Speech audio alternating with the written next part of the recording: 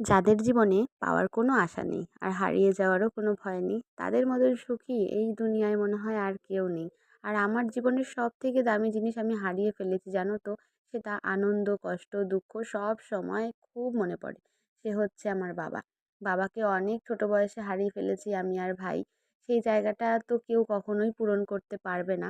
বাবার বাড়িতে অনেক কিছুই পাইনি, যেগুলো শ্বশুর বাড়িতে বিয়ের পর আমার বর পূরণ করেছে। যেমন দামি, দামি জামাকাপড়, রেস্টুরেন্টে খাওয়া-দাওয়া, ঘোরাফেরা সবকিছু। আবার বাবার বাড়িতে যেগুলো পেয়েছি সেগুলো অনেক কিছু শ্বশুরবাড়িতে পাইনি। বাবা তো আমাকে চোখে হারাতো, কখনো চোখের জল ফেলতে দিত না জানো তো, এতটাই ভালোবাসতো। জীবনে নিজের সাথে অনেক কিছু ঘটে গেছে, সেগুলো সবকিছু তো আর শেয়ার করা যায় না। যারা আমার কাছের মানুষ আছো, বিশেষ করে ফেসবুকে আমার ১০,০০০ ফলোয়ার্স হতে যায়। অনেক চেনা পরিচিত আত্মীয়স্বজন, বন্ধু-বান্ধব আছে।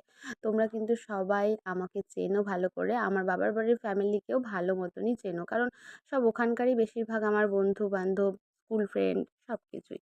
তো নাচ, গান এগুলো আমার মনে ছোট্ট থেকে ছিল, কিন্তু সেগুলো পূরণ করতে পারিনি। সময়, পরিস্থিতি সবকিছুই সবসময় তো আর এক হয় না। আর মেয়ে হওয়ার পর আমার মেয়ের মধ্যে দেখে এসেছি নাচের প্রতি ভীষণ আগ্রহ, ভীষণ ভালোবাসা।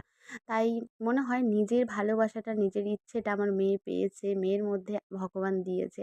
তো দেখা যাক, পথ চলছি মেয়েকে নিয়ে। জানি না ভবিষ্যতে কতদূর কি যেতে পারি বা ওর জন্য করতে পারি। তোমরা মন প্রাণ ভরে আশীর্বাদ করো।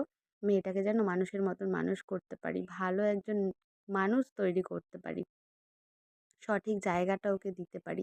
জানি না কতদূর কি করতে পারবো। তবে হ্যাঁ, নিজে যতটুকু করি কখনো রাগ করে, হিংসা করে নয়। হ্যাঁ, আমি একটু রাগী ঠিকই, কিন্তু সেটা তো সবাই বোঝে না। কিন্তু যেটা করি সবার জন্য করি, ভালোবেসে করি, মন থেকে করি জানো তো। কখনো হিংসা করি না কারোর প্রতি। জানি না ভগবান এই জন্যই হয়তো আমার জীবনে কষ্টটা বেশি দিয়েছে। আর কি বলবো?